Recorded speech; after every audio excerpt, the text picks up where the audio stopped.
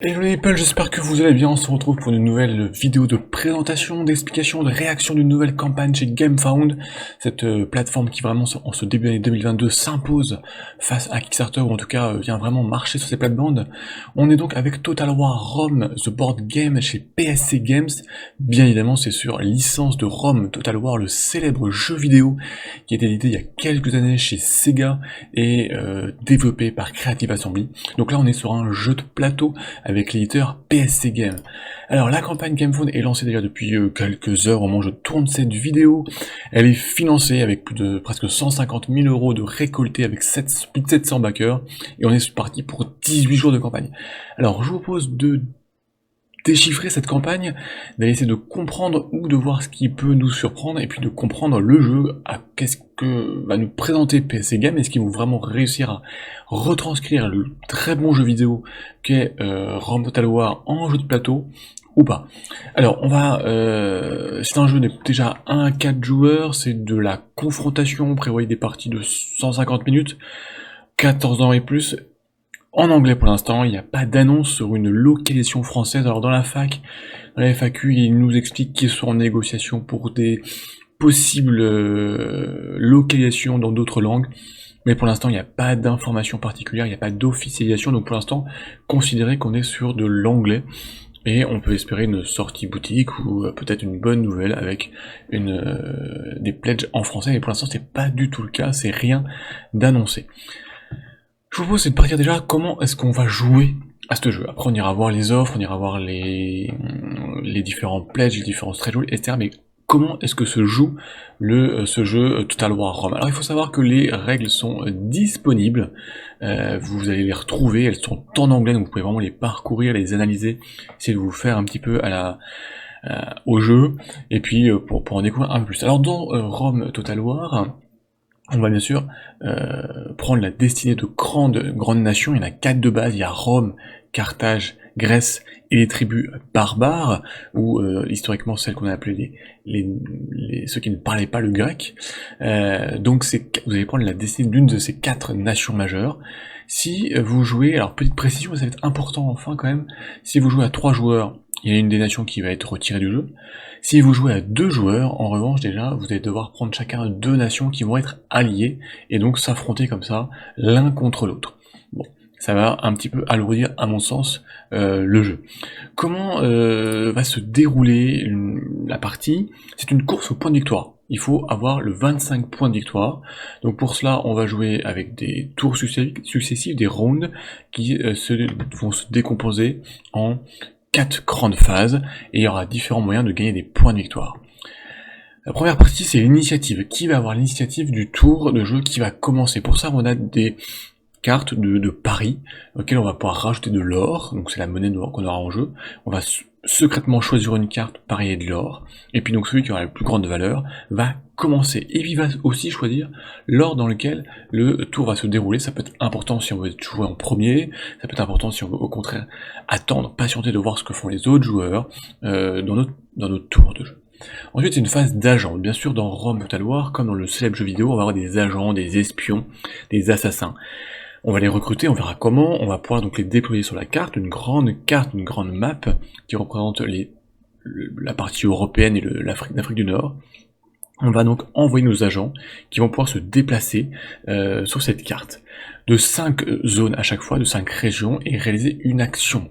Alors ces actions, on a un deck de cartes, en fait, qui vont nous faire plein de choses différentes, dont les actions des agents. Alors les actions des agents, ça peut être de l'espionnage, ça peut être des révoltes, ça peut être même des rébellions, ça peut être du vol de technologie, ça peut être des commerces, des traités de paix, etc., etc. Commerce, on va gagner de l'or. Si on va espionner, on va essayer de découvrir un petit peu comment sont constituées les armées de nos adversaires, parce qu'on ne connaît pas la composition des armées. On va pouvoir essayer d'assassiner leur général. On va pouvoir, en cas de révolte d'un territoire, l'adversaire va perdre de l'or. Voilà. On va vraiment faire les actions des agents, un petit peu comme dans le jeu de vidéo. Là, on s'y rapproche. La phase de taxation, la phase d'impôt. En fait, on est sur cette grande carte que l'on voit. Chaque territoire rapporte un certain nombre de valeurs en or. Donc, tous les territoires que vous contrôlez vous rapportent de l'or. Donc, on calcule un petit peu le montant que vous rapportez, et ça vous rapporte une somme d'or. Bien sûr, si à la phase juste avant, les agents ont fait rentrer certains territoires en révolte ou en rébellion, ces territoires vont vous ramener moins d'or, voire pas d'or du tout. Déjà, on va pouvoir gagner aussi les points de victoire à cette phase-ci, tout simplement si vous réussissez à récolter à un même tour entre 20 et 29 pièces d'or, vous avez une suprématie économique qui vous rapporte 1 point de victoire. Si vous gagnez plus de 30 pièces d'or en un seul tour, c'est 2 points de victoire. Voilà, petite phase d'économie. Ensuite, on va passer à la partie vraiment de campagne, c'est-à-dire que là, vous allez pouvoir bouger vos armées et vous affronter. Dans ce jeu, vous pouvez avoir de 1 à 5 armées, pas plus, chaque armée étant composée jusqu'à de 6 troupes maximum. Ces armées vont être sur votre territoire, elles vont pouvoir se déplacer, on va les recruter, c'est la dernière phase, et de les faire se déplacer. Alors, vous pouvez être soit en alliance avec un autre joueur, soit neutre, soit en guerre. Lorsque vous êtes en alliance, vous pouvez traverser leur territoire sans souci. Si vous êtes en guerre, en revanche, vous allez devoir combattre. Soit combattre les armées que vous allez rencontrer, soit combattre dans les territoires que vous allez vous promener, entre guillemets. Et certains territoires sont indépendants, ils n'appartiennent à personne, et dans ce cas-là, aussi, là, vous allez devoir vous combattre contre les troupes autochtones. Alors, dans ce cas-là, en fait, le territoire a une défense de base, et on va un système de jet de dés, et ben on va regarder si vous remportez ou pas. Dans ce cas-là, vous remportez le territoire, vous marquez 1 point de victoire pour avoir conquérir ce territoire, et puis voilà, votre territoire va s'étendre. Alors, lorsque deux armées s'affrontent, lorsque deux armées ennemies se rencontrent, elles vont s'affronter. Et là, on va le voir, sans une certaine extension, on est sur un combat qui est très minimaliste. En fait, chaque armée est composée d'un deck de cartes, donc de une carte pour le général jusqu'à 5 cartes pour des troupes que vous allez recruter, donc il peut y avoir la cavalerie, des archers, de l'infanterie, des éléphants, comme dans le jeu vidéo. Chaque armée a en fait des indications, on le voit ici sur le livre de règles, voilà. Et chaque armée en fait a des capacités particulières, chaque type troupe a des capacités particulières, et va lancer les dés d'attaque qui vont dépendre du terrain dans lequel vous vous affrontez. Chaque territoire a un terrain, et on peut par un terrain montagneux, des plaines, etc. Et donc chaque troupe a des avantages ou des inconvénients en fonction du terrain où vous affrontez. Si vous êtes une cavalerie, forcément si vous êtes dans une zone montagneuse, ils pourront moins manœuvrer, donc vous lancerez moins dés d'attaque. Et donc comment se déroule le combat? Et ben en fait, chacun prend son deck de cartes, d'armées, et sélectionne une armée secrètement, une troupe, et on la joue simultanément. Et à ce moment-là, on regarde qui s'affronte, on regarde donc les dés qu'on lance en fonction du terrain sur lequel on se trouve, on va lancer des dés, des blancs, des jaunes, qui ont plus ou moins de succès, comme on le voit là, donc de noir à rouge, et si on fait un crâne, on tue la troupe adverse, si on fait une épée et une flèche, on fait une blessure, sachant qu'il faut 2 blessures pour tuer une troupe adverse, et si on fait le fameux S qu'on voit, c'est une capacité spéciale de notre troupe qui se déclenche. Si on fait un symbole vierge, il ne se passe rien. Et donc ensuite on va jouer toutes dans ce combat, un peu dans cette bataille, nos cartes une par une, et lorsqu'on a joué toutes nos cartes, on a joué toutes nos troupes, et ben on va déterminer qui est le vainqueur du combat. Donc vous voyez, c'est très simple, c'est très simplifié, c'est avec des dés. Le combattant, le victorieux, il y a 2 façons de déterminer. Soit il y a une armée, il lui reste plus qu'une seule troupe, c'est une victoire totale, l'armée ennemie est défaite, et dans ce cas-là on gagne 2 points de victoire, on va conquérir le territoire. Soit l'adversaire, il lui reste des troupes, mais on va comptabiliser les pertes et les blessés, celui qui a le moins de pertes et le moins de blessés remporte le combat, et donc l'autre est obligé de fuir, de battre en retraite, et le vainqueur va gagner le territoire, et gagner 1 point de victoire, au lieu de 2 points de victoire en cas d'une victoire totale. Donc un combat, je dirais, assez simplifié par rapport aux jeux vidéo, où on se plongeait sur ces terrains, on essayait d'encercler l'adversaire, avec notre cavalerie, de l'harceler, etc. Lorsque tout le monde a joué, ses armées s'est déplacé, a combattu, a conquéri des territoires, on va passer à la dernière phase, qui est une phase de dépense, une phase où on va se développer. En fait, on va pouvoir faire plein de choses. Chaque nation a un arbre technologique. Donc là, on peut développer des nouvelles capacités, pour développer des nouvelles troupes, ça nous coûte de l'argent. Si on développe certaines capacités, on gagne des points de victoire, d'ailleurs, on le voit sur le plateau. On peut recruter des troupes, donc secrètement on dépense de l'or on prend de la carte correspondante, on la met dans une de nos 5 armées, donc deck face cachée, donc les autres ne connaissent pas notre armée, sauf s'ils sont venus espionner avec un agent, et dans ce cas on a dû leur dévoiler notre armée, ou une partie de notre armée. On va pouvoir renforcer nos territoires avec des baraquements, avec des murailles, pour qu'ils soient plus difficiles à conquérir. Voilà, on va pouvoir faire un peu de tout ça, recruter des bateaux pour pouvoir partir sur les mers et traverser les océans.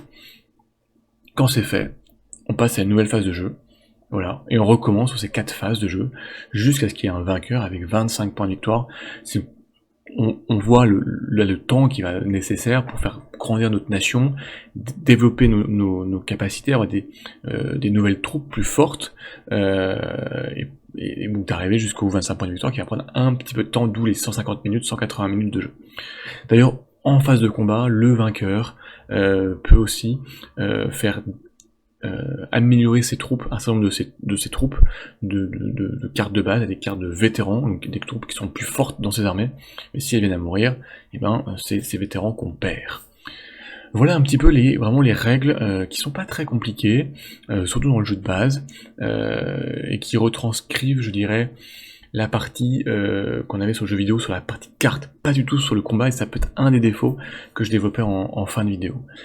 Alors au niveau des récompenses, déjà qu'est-ce qu'on a dans la boîte, pardon, avant d'aller les différents pledges, on a donc cette grande map qui représente, comme dans le jeu vidéo là vraiment, toute la partie d'Europe, l'Espagne, la France, toute la partie de l'Allemagne actuelle, l'Italie, jusqu'en Grèce, la partie de la Turquie, et puis de cette partie d'Afrique du Nord. Donc cette zone est découpée en territoires à conquérir, avec donc chaque territoire ayant un coût en or qui rapporte lorsqu'on le détient, et puis un système de défense, il appartient à personne, et on va lancer des dés, et on verra si nos troupes survivent au combat des locaux. Et dans ce cas-là, si c'est oui, on remporte le territoire.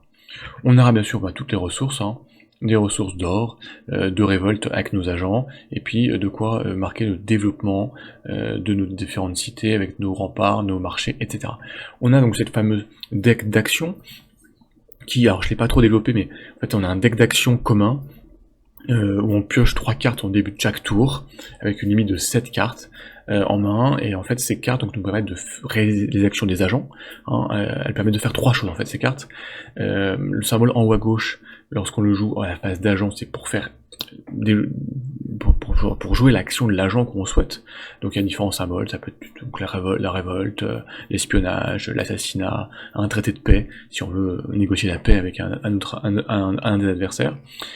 On a la phase de droite où on voit ce petit cube bleu, en fait c'est vraiment là où on fait les impôts, où on récolte l'argent. Si on veut avoir plus d'argent, on peut dépenser une carte pour faire une surtaxation, et on gagne un peu plus d'or si on a besoin. Et enfin en bas, on a en fait un événement qu'on peut jouer à tout moment, qui va vous donner un bonus de défense, de mouvement, etc. etc.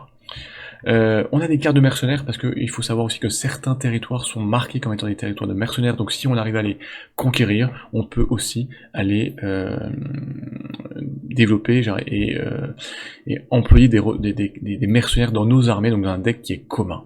On a des cartes d'initiative, et donc tous les dés, l'idée de bataille, noir, rouge, blanc, jaune et vert, donc on lance un certain nombre de dés sur les troupes qu'on a et sur le terrain où on se trouve, et on applique les résultats, effets spéciaux, dégâts, morts ou nuls. Donc on a 4 factions dans la base de base, on a Rome, bien évidemment, donc on vient avec tout son matériel, ses troupes, ses marqueurs de contrôle, ses cubes de faction, son grand plateau personnel, où on retrouve vraiment ce qu'on peut acheter, notre arbre de compétences, et puis un certain nombre d'éléments de résumé, et nos 5 armées.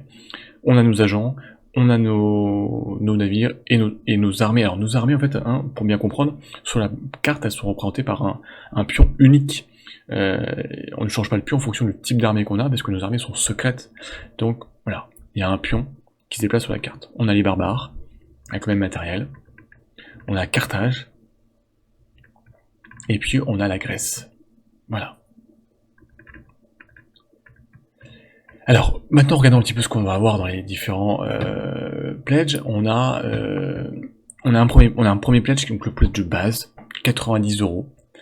c'est le Centurion Pledge. Donc là c'est la boîte de base, plus les stretch goals qui vont être débloqués, sauf certains stretch goals qui vont être pour un mini add-on, une mini extension qui est une extension de booster de faction. On va y revenir, donc vous n'aurez pas tous les stretch goals. Le deuxième pledge qui est à 108 €, c'est le pledge tribun, qui est là et comprend en fait la boîte de base et cette mini extension de booster de faction. Et puis on a un all-in, le pledge empereur deluxe. Là on a le jeu de base, on a cette extension de booster, on a une extension d'Alexandre le Grand, on y reviendra, l'extension des combats, et là on va y revenir parce qu'elle est très importante, et puis on a de l'amélioration, des pièces en métal, et puis des bâtiments en 3D, etc. Donc tous les stretch goals débloqués. Alors, c'est pour ça que moi je m'arrêtais, et c'est important, sur les add-ons. Donc on a la partie booster de faction, donc qui vient en fait rajouter des factions jouables. Les Numides, l'Espagne, les tribus germaniques, Thrace, Dacia, donc je sais plus en français, l'Égypte, la Gaule et les Scythes. Donc vous voyez, donc ça va vraiment, donc on retrouve beaucoup de cartes, des marqueurs de contrôle, les 8 plateaux de factions. Donc ça c'est vraiment, on retrouve toutes les factions du jeu de vidéo en fait. Donc ça c'est pour ceux qui voudraient vraiment avoir une multitude de factions, c'est pas forcément le plus important.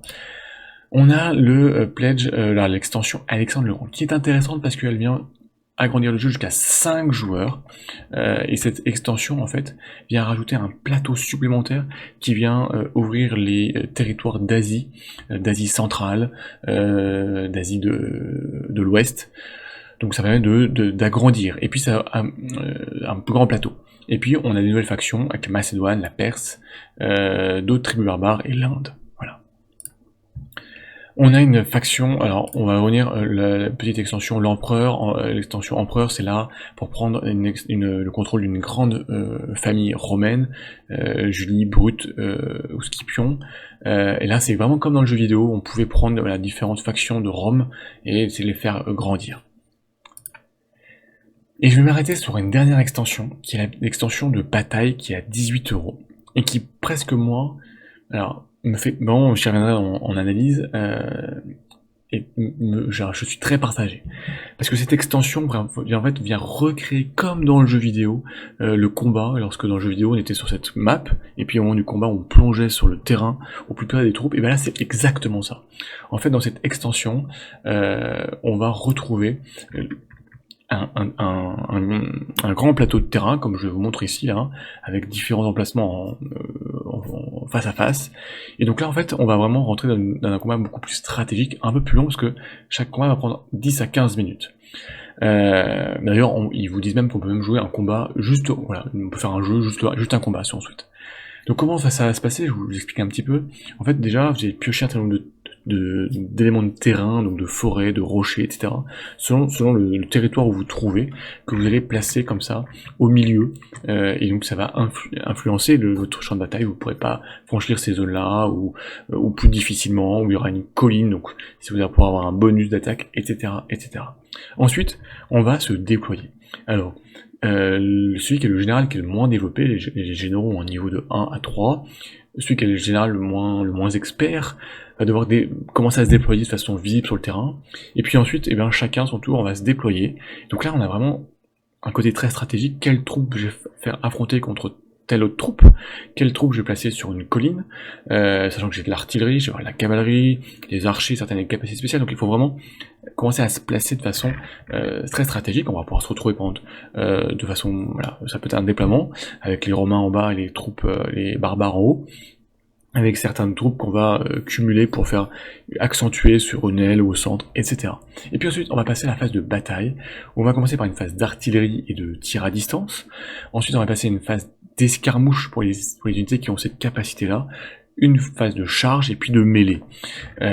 Donc, sans rentrer dans les détails, mais on retrouve là un peu la même chose, phase d'artillerie et de tir en fait sur les unités, donc ces capacités qui vont pouvoir lancer des dés, donc par rapport à leur carte et puis par rapport au bonus de terrain par exemple. Donc ils vont pouvoir attaquer à distance, donc faire des premiers dégâts. Les unités qui font de l'escarmouche vont pouvoir faire pareil.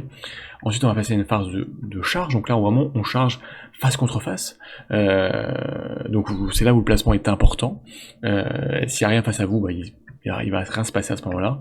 On fait donc à ce moment-là un combat pareil avec les jets de dés, on va faire les dégâts, donc là il peut y avoir déjà un petit nettoyage, et donc à ce moment-là on va pouvoir avancer et passer une phase de mêlée et engager nos réserves, puisqu'on peut ne pas engager toutes nos troupes dès le départ, et à ce moment-là se repositionner, replacer quelques réserves qui nous resteraient en main, et passer à une phase de mêlée, où là on va avancer si on n'a rien, et donc si on avance, c'est très intéressant parce qu'on va pouvoir attaquer les troupes qui sont sur le côté, et donc de façon de flanc, donc avec un bonus d'attaque. Donc vraiment on retrouve ce même système que dans le jeu vidéo, on pouvait encercler les troupes adverses si on réussissait à percer la ligne de défense ennemie.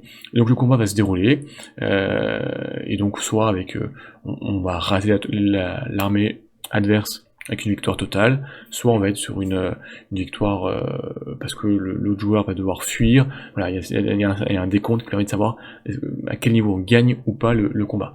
Donc là on se retrouve vraiment avec en fait avec la bataille du jeu vidéo presque.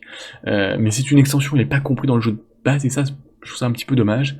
Il faut rajouter une vingtaine d'euros, et sachant que les combats c'est 10 à 15 minutes. Donc si vous combattez, vous êtes à 4 joueurs, vous combattez l'un contre l'autre, et ben il y a 2 autres joueurs, pendant ce temps ils ont le temps de prendre le café. Donc je suis assez partagé sur cette extension, mais elle me paraît très importante, mais en même temps, elle va rajouter du temps de jeu, il y a des gros temps morts pour les autres joueurs.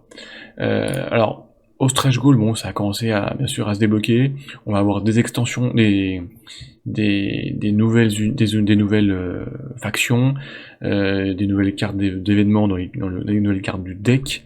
On va avoir, attention, on voit ici des figurines, des tours de lancer de dés grecs ou de Rome. Attention, c'est des fichiers STL, donc c'est des fichiers où vous n'aurez pas la tour physique, vous aurez un fichier STL, donc un fichier pour une imprimante 3D. Je préfère le préciser, si ça vous intéresse, ou si vous voyez ce stretch goal qui vous fait de l'œil, voilà, il faudra avoir l'imprimante 3D.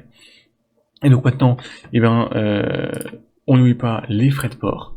Donc là, les frais de port, je trouve qu'ils sont pas vraiment excessifs, puisque on est en fonction du pledge qu'on est, Centurion, Tribun, Empereur, en Europe, on sera entre 12 et 15 lire, donc une vingtaine d'euros environ.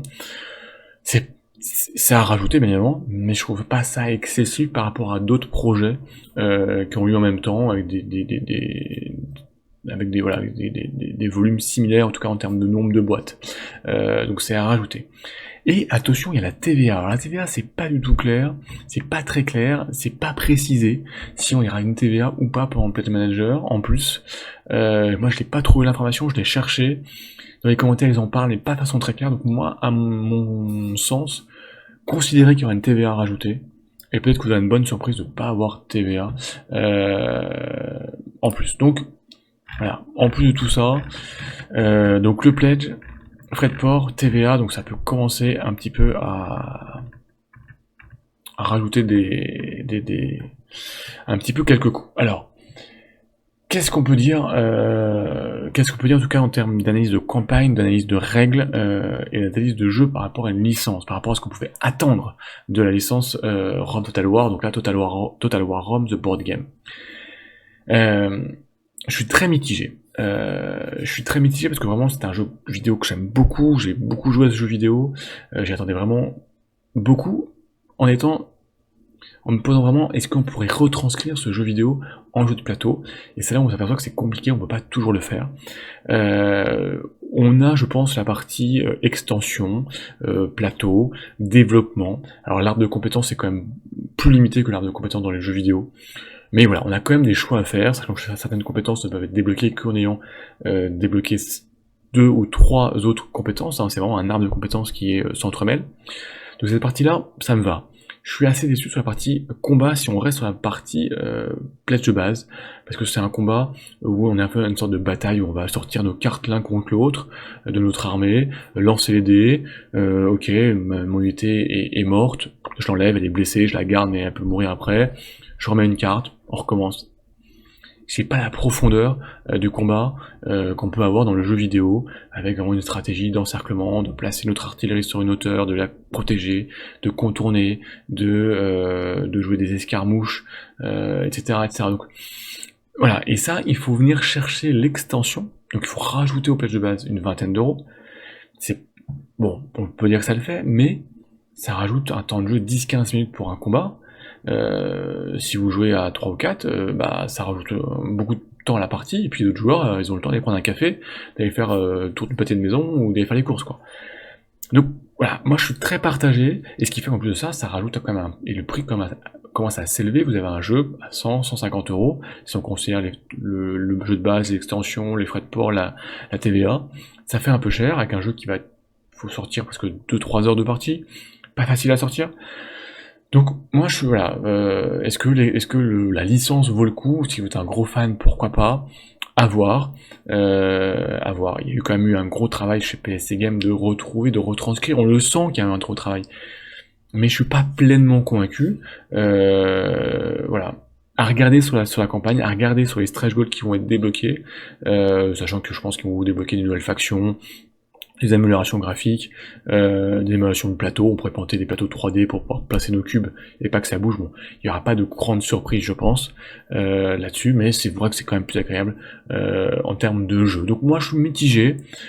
Faut regarder s'il y a une VF ou pas. S'il y a une VF, on peut se poser la question. S'il n'y a pas de VF, j'aurais tendance à attendre, voir s'il y a une sortie magasin ou laisser passer le projet, parce que voilà, le jeu vidéo est quand même très fort et c'est pas facile de venir derrière, de le retranscrire. C'est un bel essai, on sent la volonté, il y a des bonnes bases, mais moi ce qui me gêne c'est vraiment cette extension de bataille qui est pas dans le jeu de base et qui en même temps vient rajouter 10 à 15 minutes de combat.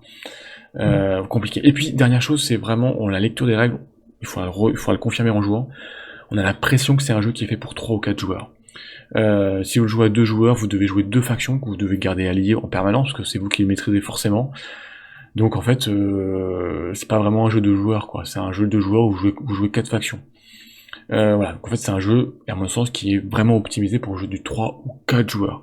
Un petit mot, il y a un mode solo où là vous jouez une faction, les autres factions vont être jouées de façon autonome, et il va falloir réussir à conquérir la carte ou une grande partie de la carte pour remporter la partie.